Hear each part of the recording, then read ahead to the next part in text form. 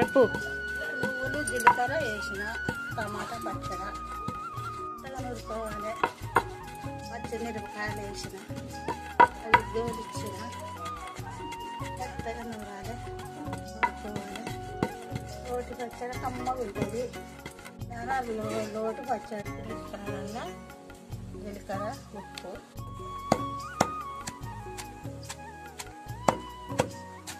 వెనక టిఫిన్ చేసుకుని కమ్మగా పచ్చడి. పచ్చిమిరపకాయలు నువ్వుల పొడి వేసి నూరుతాం.